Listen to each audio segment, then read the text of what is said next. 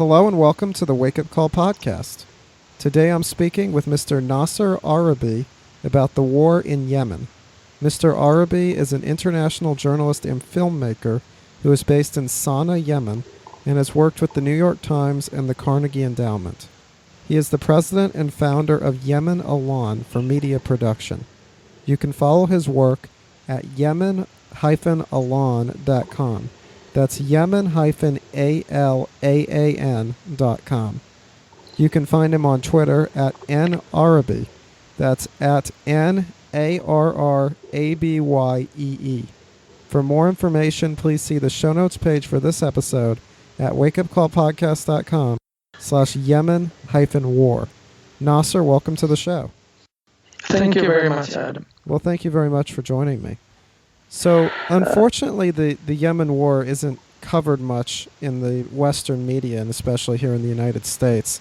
So I'm guessing that a lot of my listeners are not very familiar with what's going on in Yemen. So can you start out with just a brief background of the war and when and how the war began?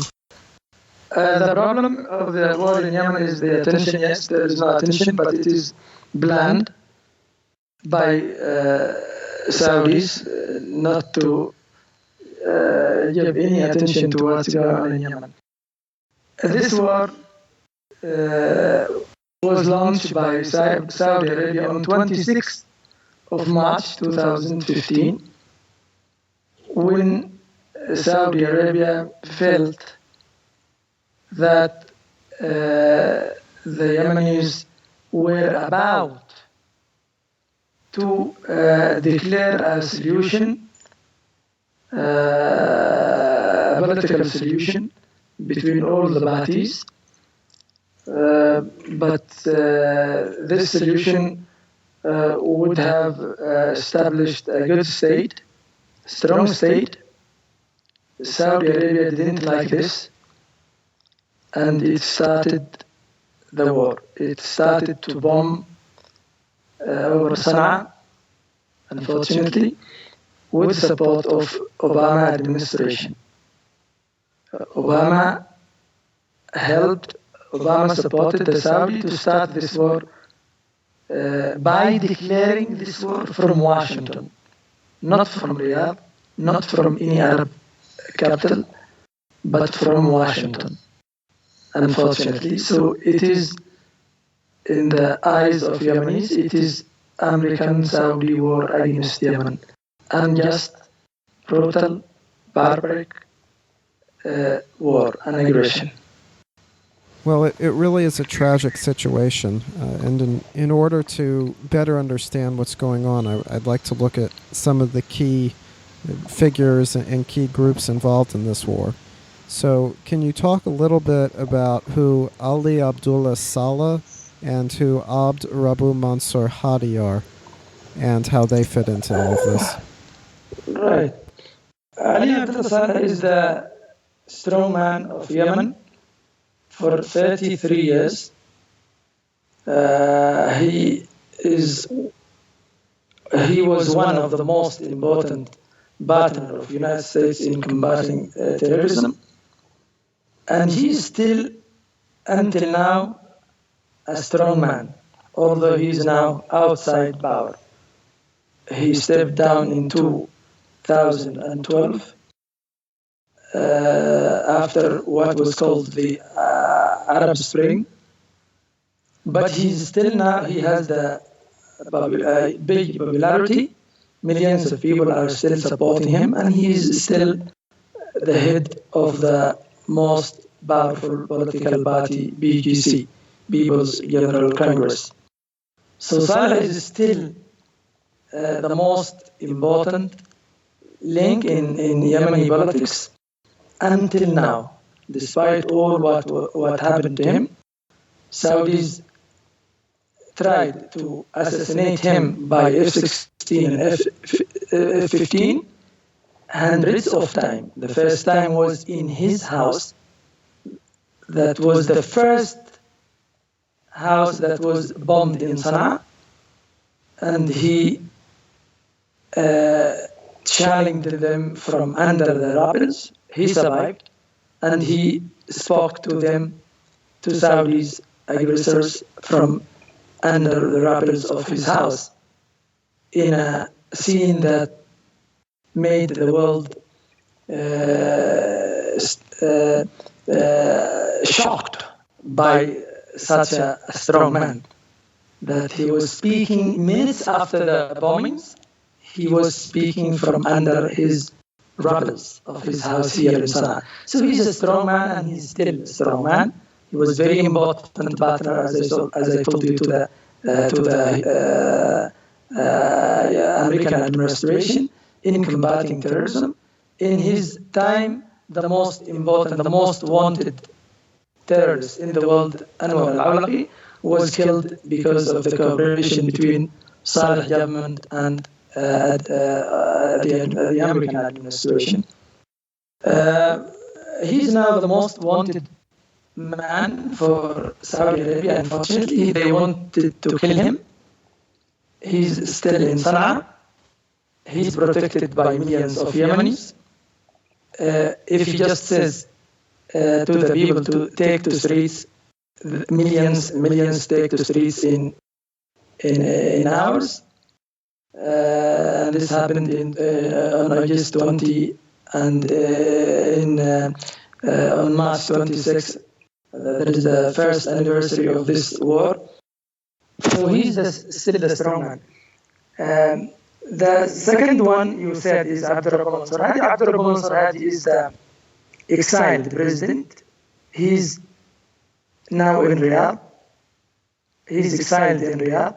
Saudi Arabia is using him as a legitimate president, or as internationally recognized president, but he had zero popularity, and after 20 months of war crimes, he has now 100% hatred from every Yemeni, because every Yemeni knows that Saudi Arabia using him in the international community and the international arena as a president that he wanted, that who wants to return to power.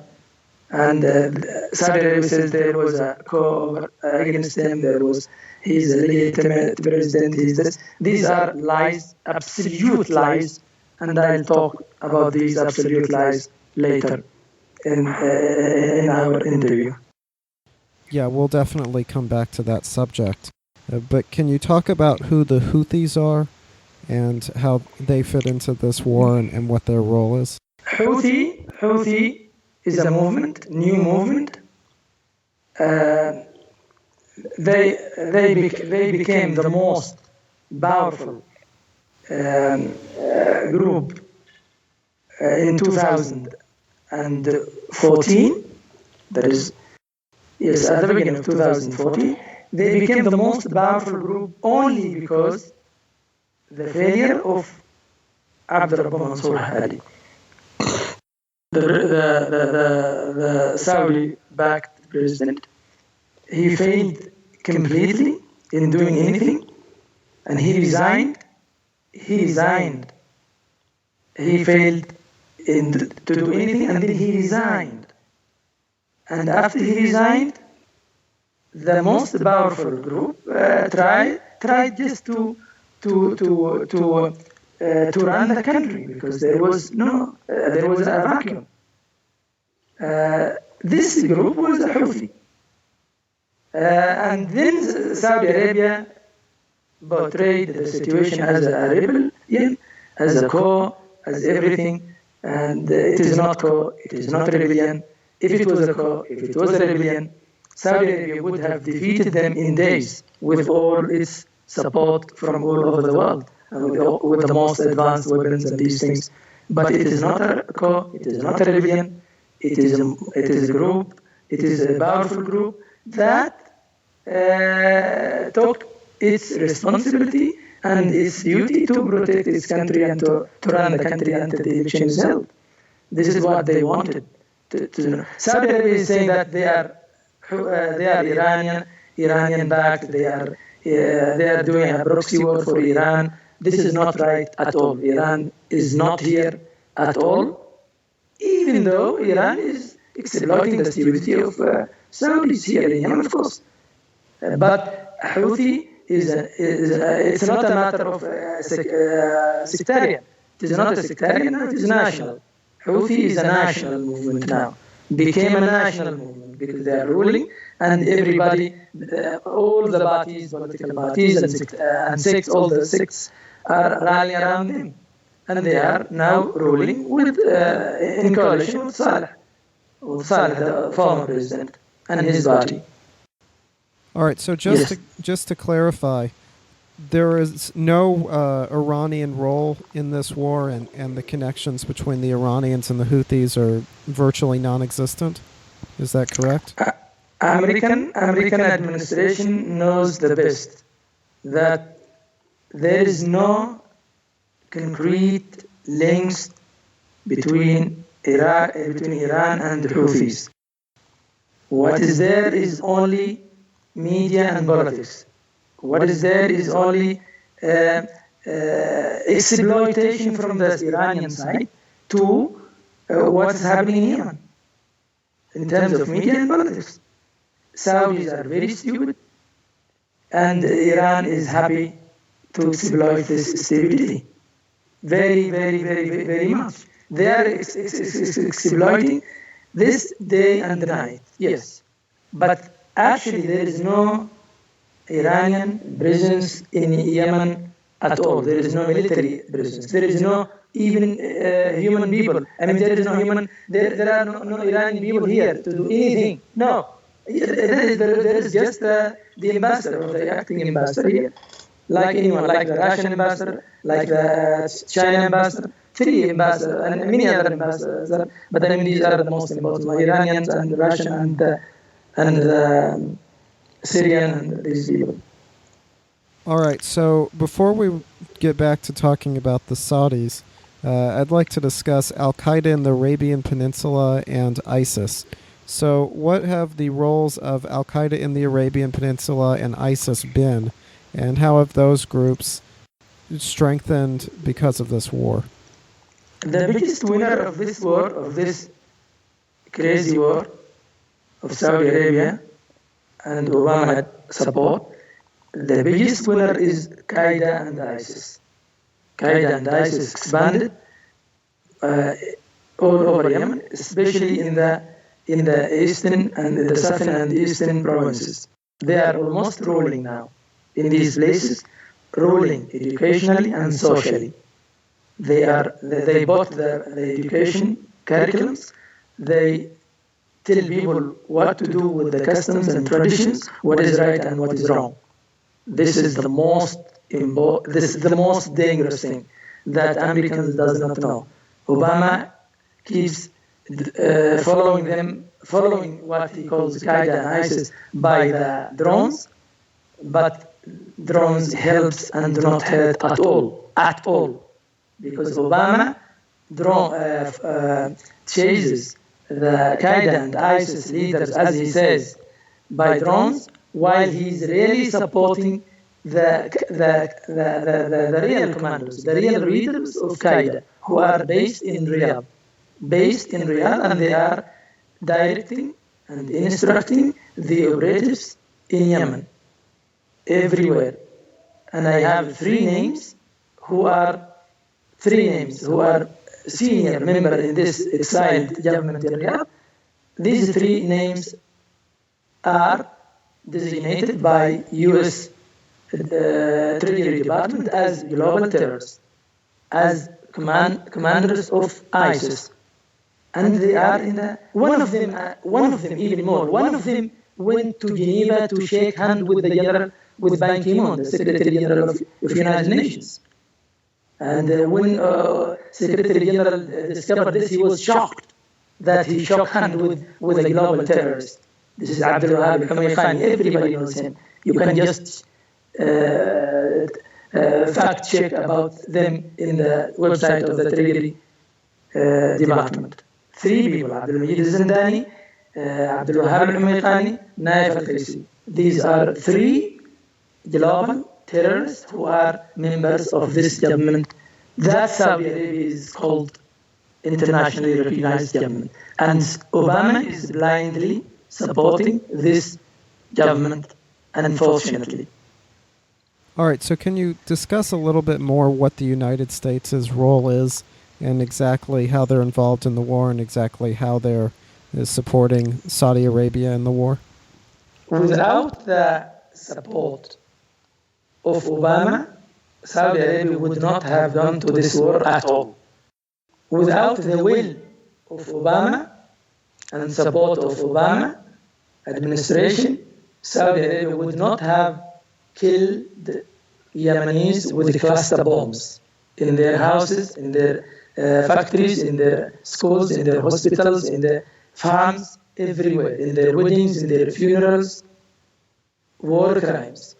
But Saudi Arabia is doing this because it is emboldened by Obama himself. And why Obama is supporting Saudi Arabia to do all these war crimes? Obama, first of all, he's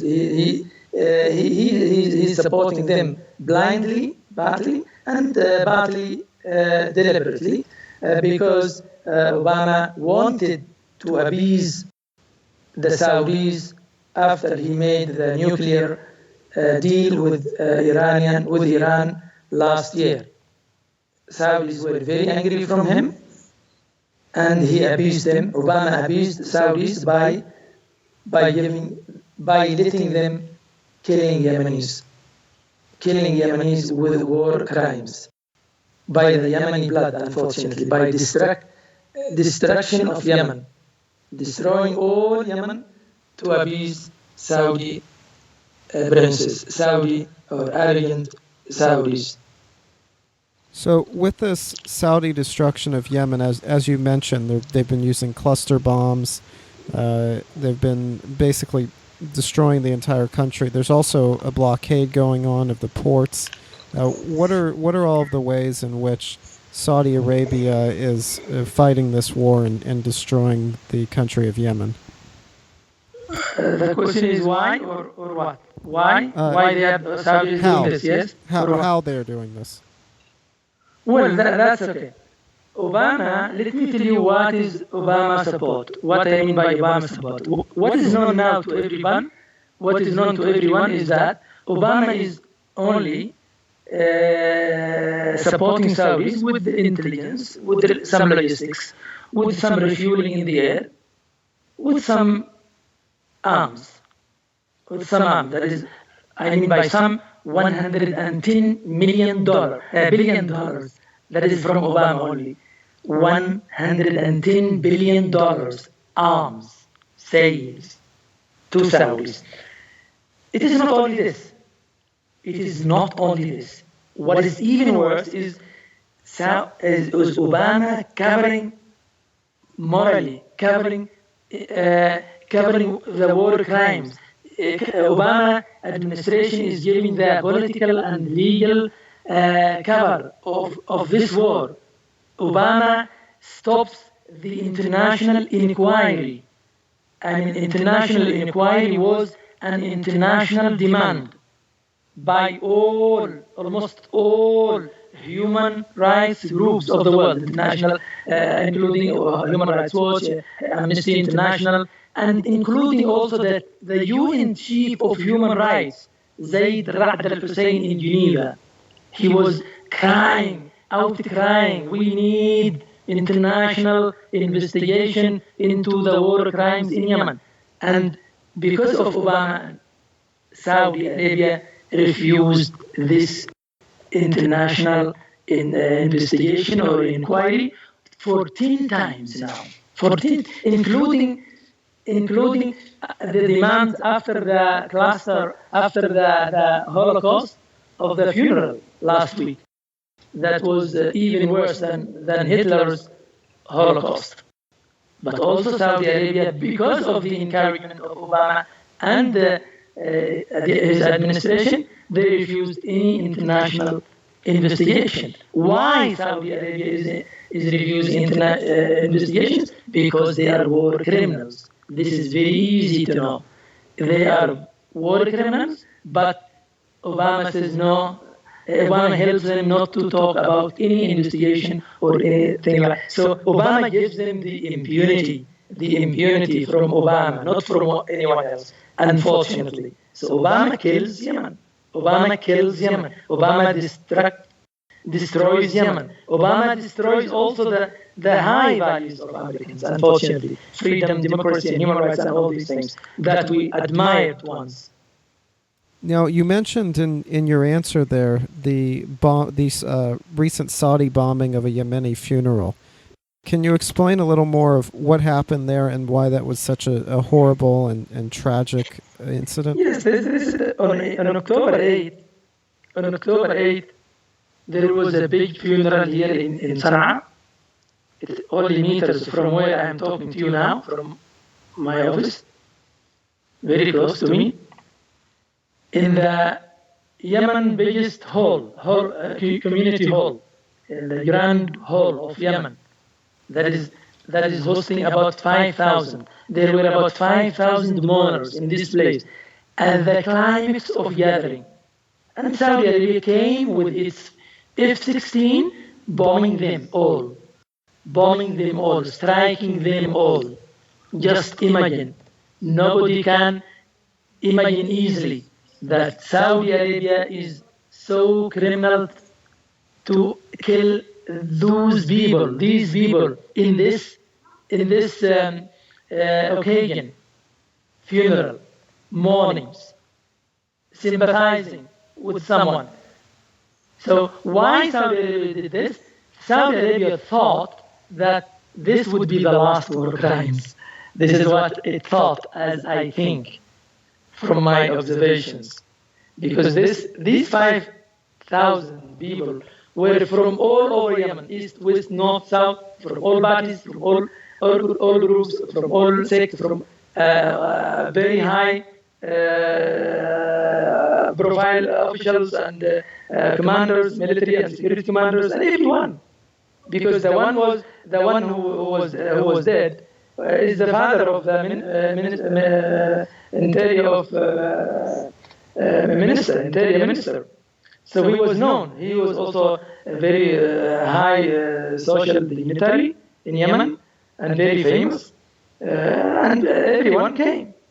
Saudi Arabia wanted to kill all these people, to tell them after that, now surrender to me. This is how Saudi Arabia is thinking. This is how Saudi Arabia is killing human beings. And this is how Obama is supporting them. Obama is supporting Saudi Arabia to kill human beings in Yemen. Yemen human beings. And this killing is against human beings everywhere, not only against Yemenis at all. Because this crime is refused by anyone who has a mind, anyone in the world, regardless of race or religion or whatever. But Obama supported them. So this Holocaust, this massacre reminded us of Holocaust of Hitler. It reminded us of Hiroshima and Nagasaki. It reminded us of September 11. September 11, when 15 Saudis killed 3,000 Americans in the World Trade Center in New York. And this time, the same Saudi Wahhabi terrorists came with their airplanes to kill Yemenis. But this time, the difference is Obama was helping. Obama was there, not Osama bin Laden. In September 11, it was the order of Osama bin Laden. Here now in this funeral, where Saudis bombed about 5,000 mourners in one place at the climax hour, at the climax time of gathering. So Saudi Arabia was like, this was like September 11, but with the order of Obama, unfortunately. All right, so you said earlier that the reason the Saudis give for waging this war relates to Hadi. But what is the real reason? Because it doesn't actually have to do with Hadi. Yes, Saudi Arabia says two things now. Why it is doing this war. And unfortunately, the mist And the misinformed leaders in the United States and in Europe, in Scandinavians, unfortunately, like Finland and Sweden and all these places, Saudi Arabia tell them that it is only helping to restore the legitimacy, the internationally recognized government of Hadi. And secondly, Saudi Arabia says, I want to protect myself from Iran, my national security. Neither of these are right. All these two reasons are wrong. They are wrong, completely untrue. Saudi Arabia took the opportunity to kill and destroy Yemen because it wants to destroy and kill Yemen. Why? Because it feels that if Yemen is strong, it will not be strong. It is an advice from the founder of Saudi Arabia, unfortunately, to divide Yemen and to keep it always weak if Saudi family wants to rule instability. This is what they think. This is what they say. Unfortunately, they want to keep Yemen or to make Yemen a backyard of slaves for them, without dignity. This is the thing that all Yemenis refuse. That is the thing that all Yemenis are ready to die, not to make it happen. To die. Millions of Yemenis are ready to die, not to make Saudi Arabia turn Yemen to backyard of slaves, because it's dignity. This is why the Yemenis now are fighting with the Kalashnikovs, and Saudi Arabia didn't make any victory, didn't make any gain, although it has the most advanced weapons of United States and the world, like Abrams, like F-16, like F-15, Abrams and Bradley, and all kind of most advanced American and other weapons. But Yemenis will not surrender. Yemen will keep Yemen. Yemen will keep strong. Yemen wants to be respected only, to respect Saudi Arabia, and Saudi Arabia respects Yemen. This is what we want. But unfortunately, Saudi Arabia does not want this. Saudi Arabia wants Yemenis to be slaves, to enslave Yemenis. And this will never, ever happen, even if all Yemenis die. Well, it just sounds like a horrible situation. Do you have an estimate or a statistic related to how many Yemenis have died because of this war? United Nations estimated the casualties at 10,000. But my estimation, I say, I'm sure, and many others like me, that these numbers with the United States, with the United Nations, are very old and not updated. So the casualties, the Yemenis who were killed and injured so far, are more than 50,000 civilians. More than 50,000 civilians. More. Until today. Because Saudi Arabia is just killing all the time.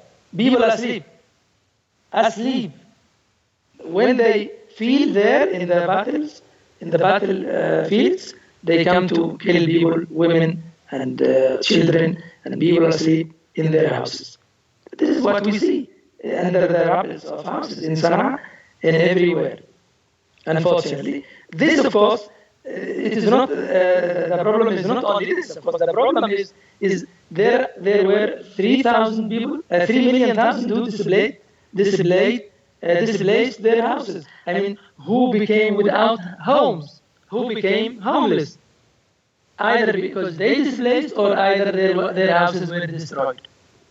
We are talking about hundreds of thousands of houses that were destroyed.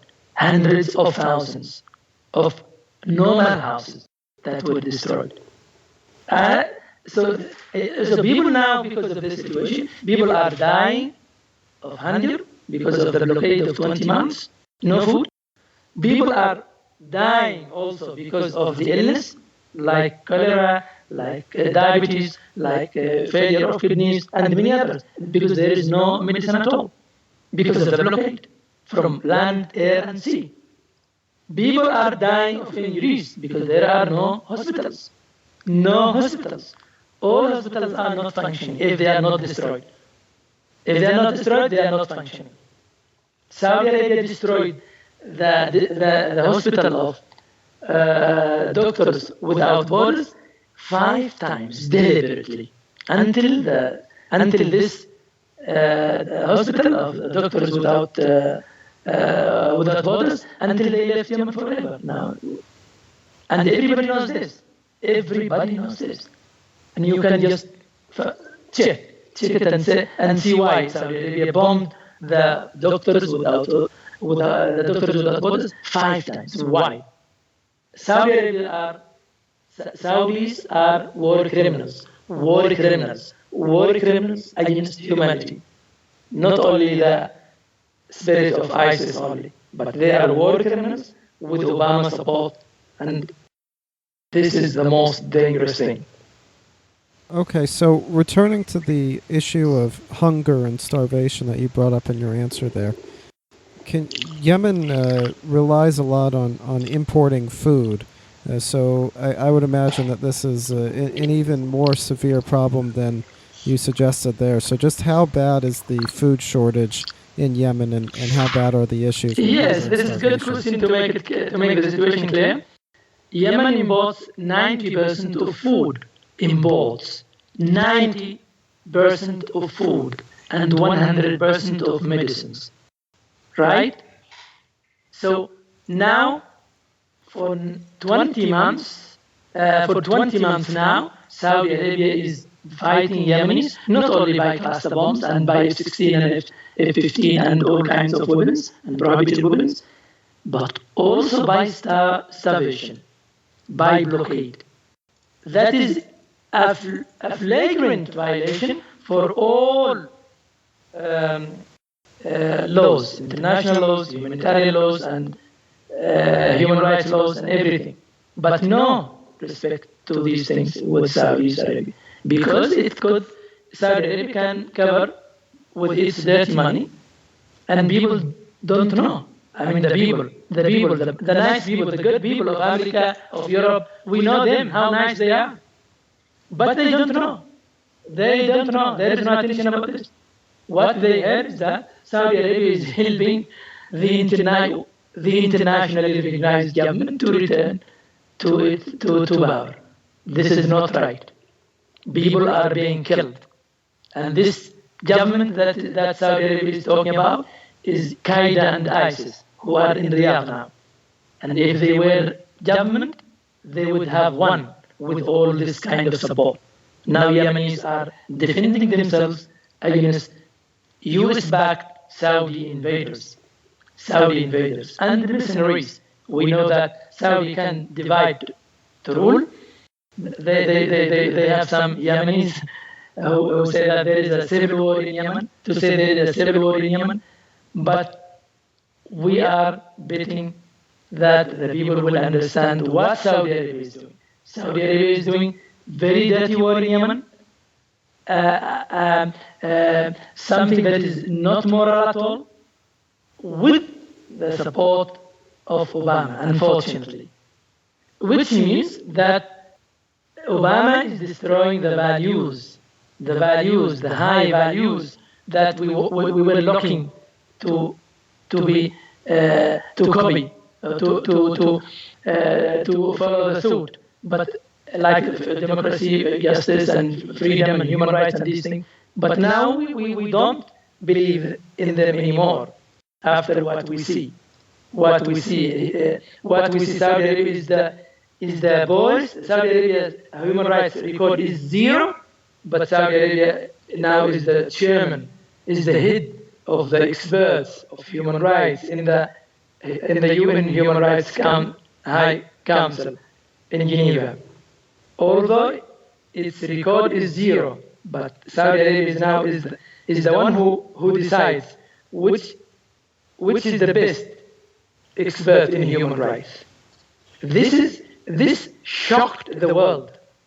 Why Saudi Arabia is the head of the experts of human rights in Human Rights Council? Because of its money. Nobody knows. Because of its lobbies in the United States. Last week, Saudi Arabia hired the lobby company number 10 to fight the Jasta and to fight the people who talk about war crimes in Yemen. Saudi Arabia is destroying the human values with the support of Obama, unfortunately. This is very dangerous thing. And we'll keep saying this until we die. Wow. So there was an attempt at a ceasefire not too long ago. What happened with that, and how have ceasefire attempts gone so far? Ceasefires process since Saudi Arabia started this aggression were only used as a cover from United States and from UN, unfortunately. Cover for Saudi to commit more war crimes. Only. Saudi Arabia didn't even stop one single moment in all these UN declared atrocities. Unfortunately. The last one has ended today, 3 days or 72 hours. Saudi Arabia didn't even stop one single minute also. One single minute also. Although, if United States and the UK and US and UN, if they want to stop the war to help Yemenis, they would only tell Saudi Arabia to stop, and then they can stop Yemenis in any way, because Yemenis are not that difficult at all. But stop airstrikes, and then you can stop Yemenis, and then see how to help them. But no, Saudi Arabia doesn't want, so people don't want. Although this last truce, unfortunately, came after John Kerry of United States and Boris Johnson of UK declared in London that they need a ceasefire without conditions. Ceasefire, and we will take they said they would tell the UN Security Council to issue a resolution for this. And at the end of the day, unfortunately, it was only a truce. Saudi made truce, unfortunately. So they are laughing at Yemenis.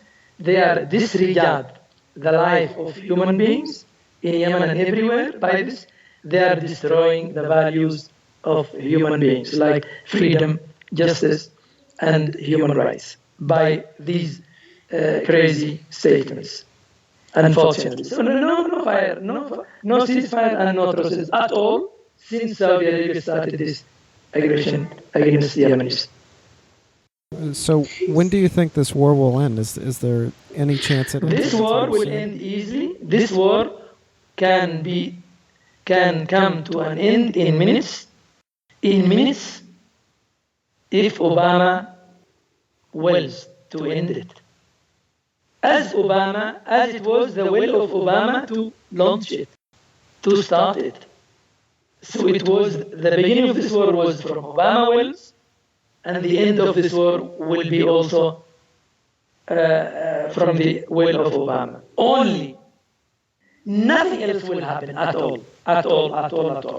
Only Obama or the next president, if there is a next change, if there is a different president. But Clinton is the same, unfortunately. But Trump might do something. Anyway, this war can end, or would end definitely, by Obama wills. If Obama wants to stop it. Because it's only Obama who started it by telling Saudis to abuse them after the nuclear deal with the Iranians, unfortunately. So this is very bad to humanity to think of this. It is very bad to hear people like me talking like this. But it is the reality. It is the reality. This Obama destroys all values for the Saudi dirty money. Unfortunately, all the high values of America, that I was one of those who were influenced and who admired such. I am a secular man. I am publicly secular here in Yemen. And I was influenced by American values. I was there and I know the people. I lived there, I know the American people. But Obama is something else. Obama is destroying the values we liked. Destroying them. Destroying all the values by supporting such terrorists of Saudi Arabia. Saudi Wahhabi regime is the spirit of ISIS. Obama must know this. Obama must listen to researchers. Obama must know what Wahhabi means, what Wahhabism means, and what Qaeda ISIS means. Well, it's such an unfortunate and horrible situation. If someone wants to learn more about what's happening in Yemen, or if someone wants to try to do something to help and improve that situation, what do you recommend they do? What do you recommend they do? There are many websites. My Twitter is one of them. And there are many Americans, actually. But let me refer your audience to the Human Rights Watch, to the Amnesty International, who knows that there are war crimes in Yemen, and who knows that US and UK support the Saudi war crimes. Let me also refer your audience to some American heroes, like Congress people. We have American heroes who know that there are Saudi Wahhabi, Saudi war crimes supported by Obama, like Christopher Murphy of Connecticut, like Senator Rand Paul of Kentucky, like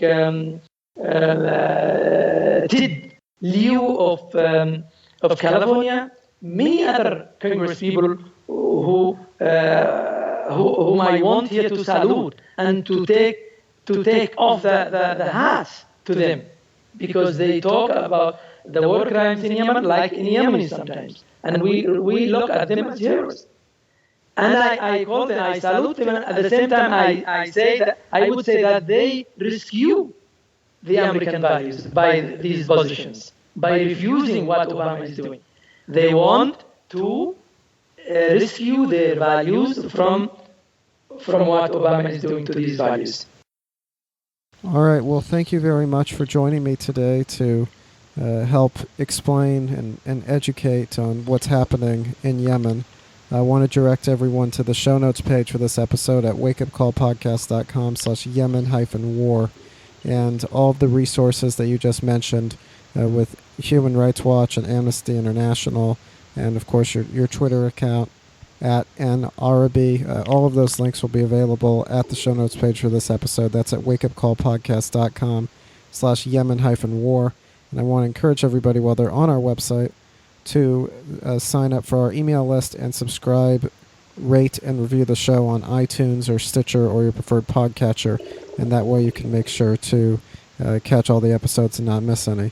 And Nasser, thank you so much for your time today and being so generous with your time, and for joining me and for helping to educate my audience on what's happening in Yemen. Thank you so much, and hopefully we'll be able to speak again soon. You're most welcome anytime, and thank you very much for having me and for your interest in US-backed Saudi war crimes. Absolutely. Thank you very much. Take care. Thank you. Bye-bye. Thank you for listening to this episode of the Wake Up Call podcast.